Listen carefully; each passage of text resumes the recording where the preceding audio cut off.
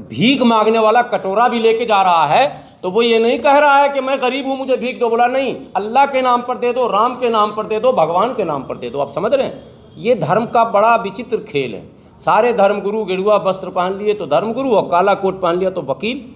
ज़रा उनसे पूछिए कि कितने विधवा की लड़ाई लड़ी, कितने गरीब की लड़ाई लड़ी।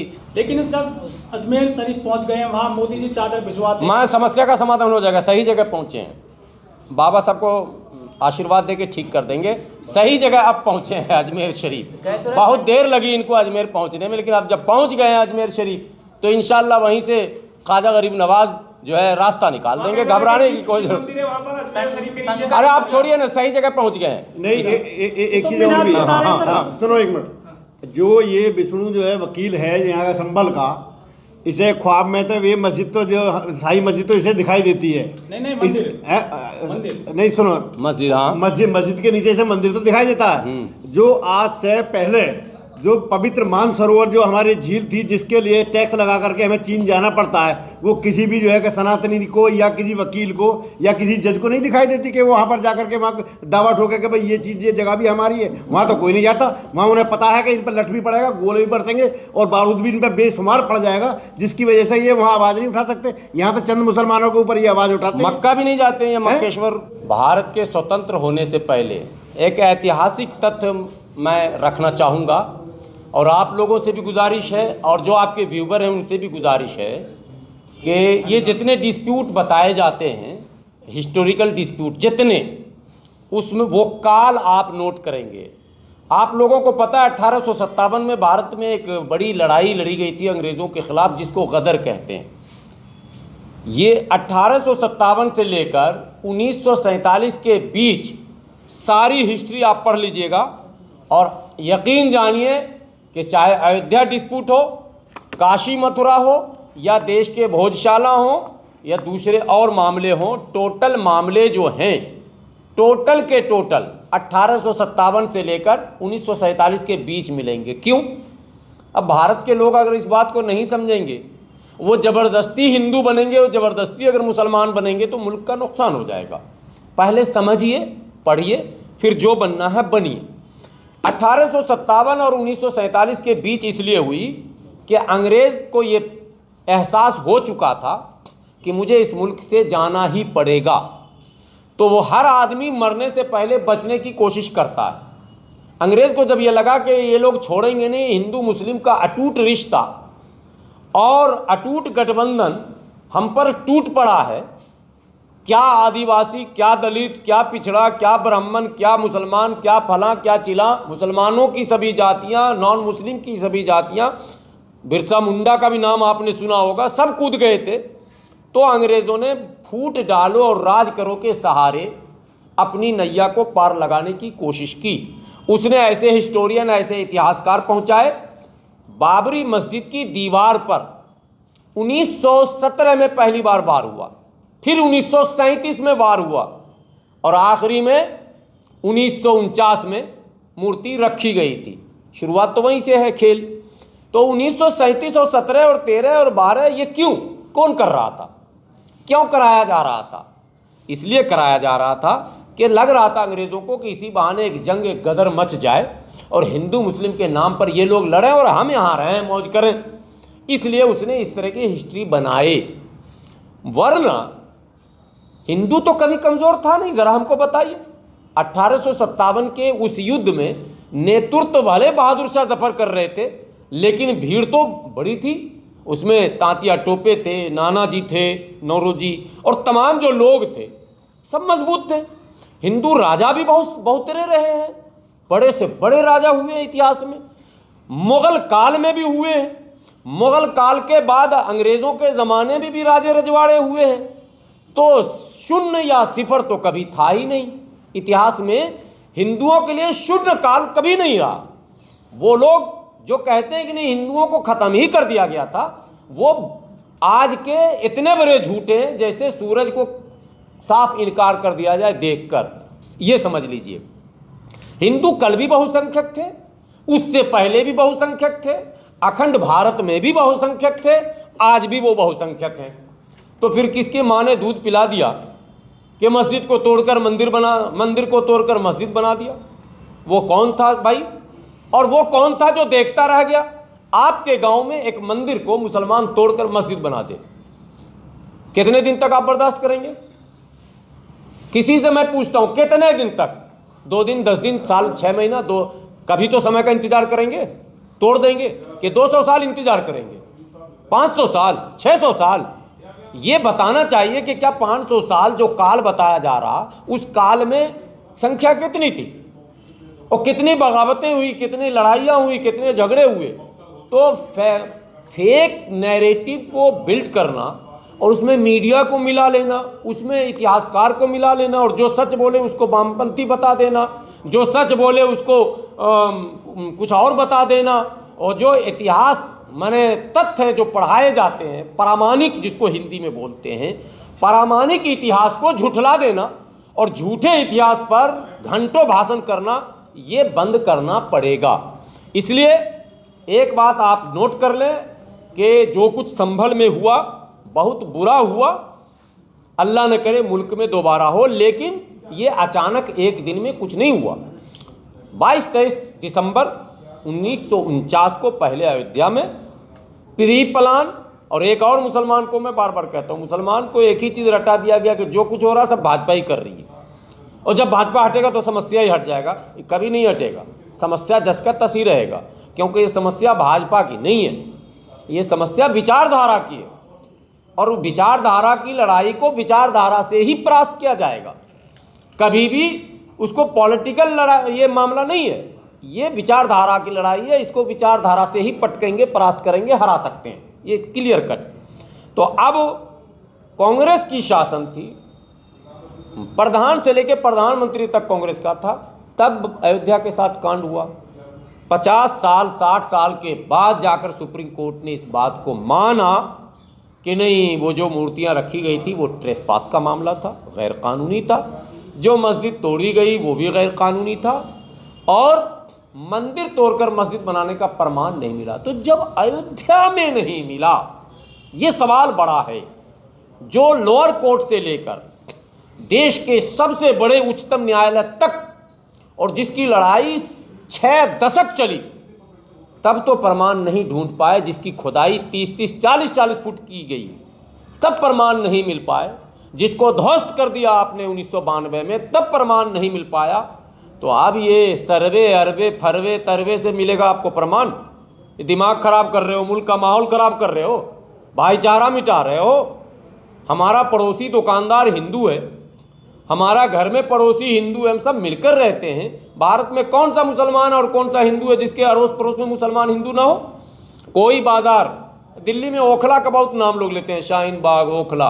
आज एक बात कह रहा हूं, आप लोगों को दावत देता हूं, मैं आप लोगों को दावत देता हूं, शाहीन बाग जाइए, और शाहीन बाग में जितने पान के टॉप के दुकान हैं, टॉप के, सारे नॉन मुस्लिम के, ओखला, बटला हाउस चौक पर, जाकिर नगर ढलान पर, तमाम जगहों पर लोग बोलते हैं मुसलमानों के बीच तो हिंदू सुरक्षित नहीं रह सकता। तो उन पान वालों से जाके पूछिए वो सुरक्षित है या नहीं है। एक बात, ये तो पान की बात बताया आपको, अब दूसरा भी बता देता हूँ।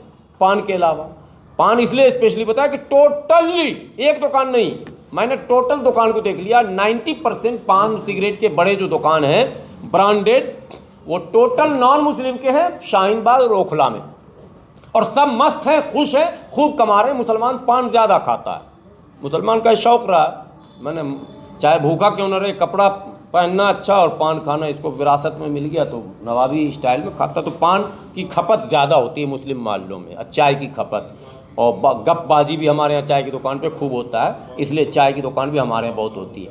तो दुकानों का सर्वे करेंगे, कपड़े के दुकान का सर्वे करें, पान की दुकान का सर्वे करें, दवाई की दुकान का सर्वे करें, होटल का सर्वे करें, आप सर्वे करके देख लें कि कैसे हैं। सारी गाड़ियाँ चल रही हैं, सारे ऑटो वाले हैं, सब हैं, कहीं कोई घटना नहीं साहब। ज़बरदस्ती शाहीन बाग में ऐसा, तो ओखला में ऐसा, तो मुस्तफ़ाबाद में ऐसा, तो सीलमपुर में ऐसा, तो हो नहीं सकता, तो रह नहीं सकता, तो बस से नहीं, ये सब बेकार की बातें हैं। मैं हाफिज़ गुलाम सरवर दावे के साथ कह सकता हूँ, दिल्ली के अंदर जितने बेहतरीन मित्र हमारे रईस सैफी हैं, उतने बेहतरीन मित्र हमारे संतोष वर्मा हैं, उतने बेहतरीन मित्र हमारे किशोरी लाल क्या कहते हैं, उतने बेहतरीन मित्र हमारे डॉक्टर अनिल भारती हैं। और कोरोना काल में हाफिज गुलाम सरवर, में दुनिया की बात, दुनिया तो वीडियो देख ही रही थी कि मुसलमानों ने क्या क्या रोल निभाया, लेकिन मैं व्यक्तिगत बता दूं, मैंने 3 अपने गैर मुस्लिम भाइयों का लाश कांधे पे उठाया कोरोना काल में और उसका अंतिम संस्कार किया। ये इस प्रेम को तुम खत्म करना चाहते हो, तुम हमारे भाईचारा को मिटाना चाहते हो, वो भी झूठ और फेक नैरेटिव पर। अगर पुस्तकों से और ऐतिहासिक तथ्यों से ये बात साबित कहीं भी हो जाए कि मंदिर तोड़कर नौज बिल्ला मस्जिद का निर्माण हुआ, तो मुसलमान को खुद पीछे हट जाना चाहिए और उस मस्जिद को अपने भाइयों के हवाले कर देना चाहिए, ये मेरा मानना। लेकिन साबित तो आपको करना होगा ना, आप साबित कर नहीं रहे, आप जबरन थोप रहे हैं। इस देश में भागलपुर दंगा बाबरी को लेकर हुआ, मेरठ दंगा बाबरी को लेकर हुआ, मुरादाबाद दंगा बाबरी को लेकर हुआ, हाशिमपुरा मलियाना बाबरी को लेकर हुआ, फिरोजाबाद, अलीगढ़, तमाम भारत के कोने कोने में दंगे हुए बाबरी को लेकर। और खोदा पहाड़ और निकली चूहिया, वो भी मरी हुई। 70 साल तक आपने देश को तबाह बर्बाद कर दिया धर्म की लड़ाई में, मस्जिद मंदिर की लड़ाई में। और आखिरी में सुप्रीम कोर्ट ने कहा कि मंदिर का कोई प्रमाण नहीं मिला, मंदिर तोड़कर मस्जिद नहीं बनाई गई। मेरे देश के हिंदू भाइयों, आप बड़े भाई हैं, आप करता धरता, हम छोटे भाई हैं, हम आपके साथ रहेंगे। इस देश के भविष्य का पूरा दारोमदार आपके ऊपर है, इसलिए आपसे मेरी विनती है इस चैनल के माध्यम से कि नफ़रत के इस माहौल को ख़त्म कीजिए, सही इतिहास को सामने लाइए।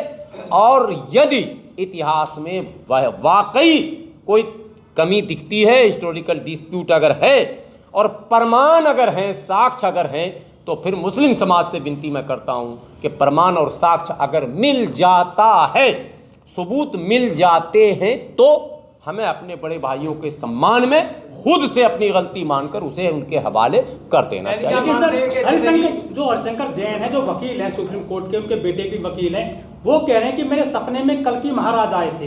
वो सपने की बात कर रहे हैं, कह रहे हैं संभल की जो मस्जिद है ना, इसके नीचे हरिहर मंदिर है, और वो 120 उन्होंने पूरी लंबी लिस्ट बना रखी है, जगह जगह वो याचिका डालेंगे और ये मामले लेकर चल दिए हैं वो पूरे देश में। असल में उनके पास कामकाज नहीं है। आप लोग से विनती है कि आप लोग कुछ 1-2 मुकदमा उनको दीजिए, बेचारे बहुत परेशान हैं। जो परेशान होता है वो धर्म का सहारा लेता। आप हंसिएगा मत, भीख मांगने वाला कटोरा भी लेके जा रहा है तो वो ये नहीं कह रहा है कि मैं गरीब हूँ मुझे भीख दो, बोला नहीं, अल्लाह के नाम पर दे दो, राम के नाम पर दे दो, भगवान के नाम पर दे दो। आप समझ रहे हैं, ये धर्म का बड़ा विचित्र खेल है। सारे धर्मगुरु गेरुआ वस्त्र पहन लिए तो धर्मगुरु, और काला कोट पहन लिया तो वकील। ज़रा उनसे पूछिए कि कितने विधवा की लड़ाई लड़ी, कितने गरीब की लड़ाई लड़ी, कितने मजलूम की लड़ाई लड़ी, कितने मजदूर की लड़ाई लड़ी, किसको न्याय दिला दिया। एक मुकदमा का हवाला दें तो समझूं मैं। ये सब बेकार की बातें हैं, डालने दीजिए PIL। जब कोई चीज़ें इंतहा पे जाती हैं तभी लुढ़कती हैं, ठीक है। तो वो अभी शिखर पर जा रहे हैं, वो हर उरूज को जवाल है, ये कुदरत का कानून है। आप किसी जिम्मेदार मानते हैं जो संभल में हिंसा हुई, आप जिम्मेदार किसे मानते हैं, किस नजरिए से देख रहे हैं? नहीं, उसमें जिम्मेदार नंबर 1 तो विष्णु शंकर जैन है, जिम्मेदार नंबर 2 जज साहब हैं। मुझे 10 बार कहा गया कि जज साहब को आप नहीं बोल सकते। मैंने कहा ये भारत का कौन सा संविधान है जो कहता है कि जज साहब को नहीं बोल सकते। जज साहब हैं, जिम्मेदार तो हैं, ठीक है। और जज साहब के ऊपर भी जो है जांच बैठना चाहिए, ये मैं मांग कर रहा हूँ शुरू से। मेरे ऊपर मुकदमे हो चुके हैं इसको लेकर। मैंने कहा कि जज साहब के कैरेक्टर को लेकर, मतलब भूमिका की जांच होनी चाहिए, ठीक है। दूसरी जिम्मे तीसरे संभल उस एरिया के कमिश्नर मुरादाबाद, SP, DM और CO संभल, इन तमाम की भूमिका, इन तमाम के मोबाइल के जो आपस में बातचीत हुई है पिछले 1 हफ्ते से, वो सब अगर रिकॉर्ड सामने आ जाए तो देश के सामने। अभी तो 1-2 वीडियो आया ना, उसको 10-10 के नाम बता तो छोड़ दूंगा। मतलब वो वीडियो आप लोगों ने देखा कि नहीं? 10 के नाम बता दे तुझे छोड़ दूंगा। क्यों छोड़ोगे भाई? पत्थर में वो पकड़ा गया, वो 10 के नाम बताए या 20 के नाम बताए, उसको क्यों छोड़ोगे? लेकिन इसलिए छोड़ दूंगा, ऑफर निकला, 10 मियाँ को पकड़वाओ, 1 मियाँ को छोड़वाओ। और आपको मैं बता रहा हूँ कैमरे पर, ये अरबों रुपए की वसूली करेंगे, मुसलमान को कंगाल बनाने की ये साजिश है। जैसे हाजी याकूब कुरैशी को बर्बाद कर दिया इन्होंने, सारे उद्योगपतियों को बर्बाद कर दिया, इसलिए गरीब मुसलमानों को बर्बाद करने के लिए ये कर्जा ले लेकर ब्याज पर ये अपने बच्चों को छुड़ाएगा। थाने में 50-50 हज़ार 1-1 लाख रुपए का दलाल पैदा होगा और वो दलाल जो है लोगों की से दलाली कराएगा और तेरे नाम 3700 अननोन पर्सन का FIR है, अज्ञात का FIR है। मतलब गुलाम सरवर भी उसमें हो सकता है। अज्ञात में पुलिस को यह अधिकार है कि किसी को भी पकड़ के कह सकते हैं कि यही अज्ञात में, तो इसका मतलब है पकड़ लिया भैया या तो दे और नहीं तो जा। कौन बंदा है जो जेल जाए इस मुकदमे में भाई, इससे अच्छा दे। तो मरा हुआ भी होगा तो 50,000 देगा, कुछ मजबूत होगा तो 1 लाख देगा। दलाल तबाह करेगा मुसलमानों का आर्थिक शोषण, सामाजिक शोषण, राजनीतिक शोषण, ये नया चीज़ है। लेकिन मुसलमानों से मेरी गुजारिश है कि बिल्कुल आपको उतावलेपन और जज्बात से काम नहीं लेना चाहिए, आप सब्र से काम लीजिए। मुल्क में हालात वैसे नहीं है जैसे बताए जा रहे हैं, मैं अब कह रहा हूँ। और हिंदू मुसलमान का दुश्मन नहीं है जो बताया जा रहा, कतई नहीं है। मैं बार बार कह रहा हूँ चुटकी भर लोग हैं, बार बार कह रहा हूँ चुटकी भर लोग हैं। मुल्क की बड़ी आबादी, मुल्क के ज़्यादातर लोग आज भी अमन पसंद हैं, वो आपसे प्यार करते हैं, मगर आप भी कहीं ना कहीं नफ़रत को बढ़ावा देने में आगे बढ़ जाते हैं। अगर जय श्री राम के नारे से आपको तकलीफ़ है तो आप भी नारे तकबीर कम नहीं लगाते हैं सड़क पर।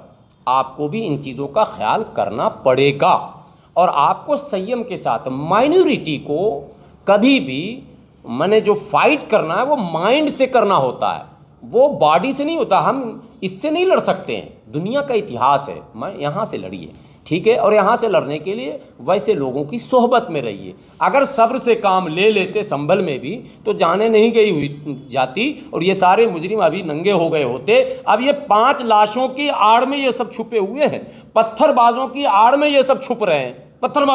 पत्थरबाजी, अब लो साहब पत्थरबाजी बोलते रहो तो वो सब मुजरिम छुप गया। यानी कि मानते हैं आपके संभल के अंदर जो है पत्थरबाजी की गई पुलिस के ऊपर? नहीं मान, सारी दुनिया मान रही है, पत्थर तो बरस ही रहे हैं। पत्थरबाजी सिर्फ संभल में नहीं, हिंदुस्तान के कई कोने में ये एक ट्रेंड है कि मुसलमान जब घिर जाता है पुलिस की ज़्यादती, आप छतरपुर की घटना को भूल जाएंगे, कहा गया कि पत्थरबाजी हुई, ठीक है। हालांकि उसके वीडियो आए नहीं मार्केट में आज तक, मैंने कईयों को चैलेंज किया था, नहीं आया।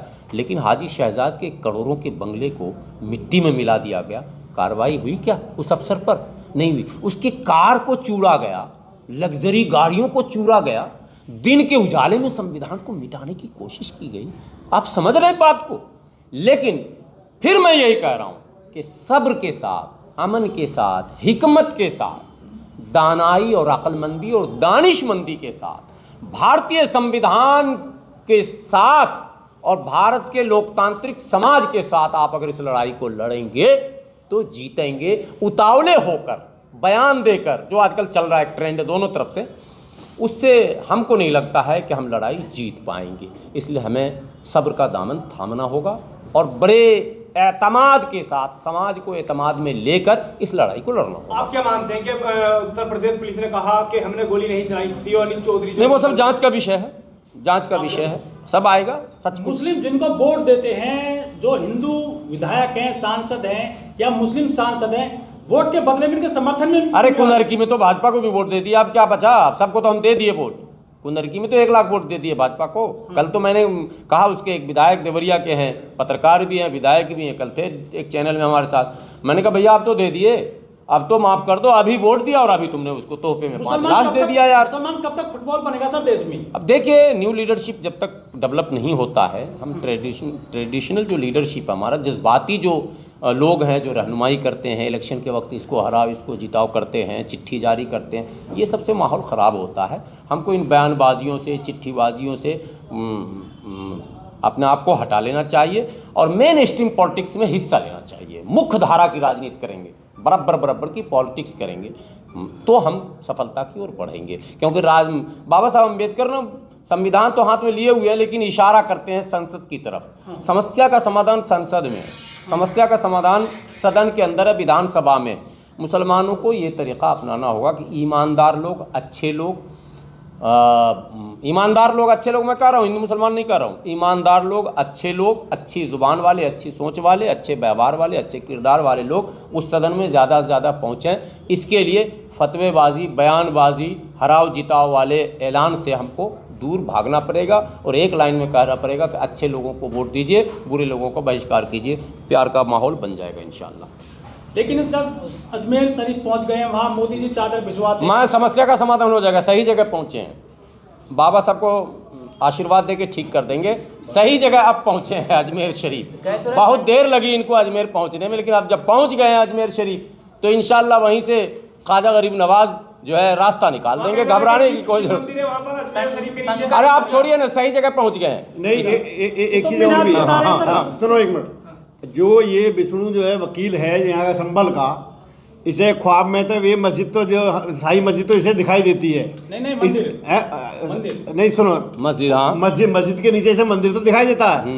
जो आज से पहले जो पवित्र मानसरोवर जो हमारी झील थी, जिसके लिए टैक्स लगा करके हमें चीन जाना पड़ता है, वो किसी भी जो है कि सनातनी को या किसी वकील को या किसी जज को नहीं दिखाई देती कि वहाँ पर जाकर के वहाँ दावा ठोके कि भाई ये चीज़, ये जगह भी हमारी है। वहाँ तो कोई नहीं जाता। वहाँ उन्हें पता है कि इन पर लठ भी पड़ेगा, गोले भी बरसेंगे और बारूद भी इन पर बेशुमार पड़ जाएगा, जिसकी वजह से ये वहाँ आवाज़ नहीं उठा सकते। यहाँ तो चंद मुसलमानों के ऊपर ये आवाज़ उठाते हैं। मक्का भी नहीं जाते हैं, मक्केश्वर भाई वहाँ भी जाके देखो ना। अगर तुम्हारा मक्केश्वर में अगर वहाँ मंदिर है तो वहाँ जाकर के दावा ठोको ना।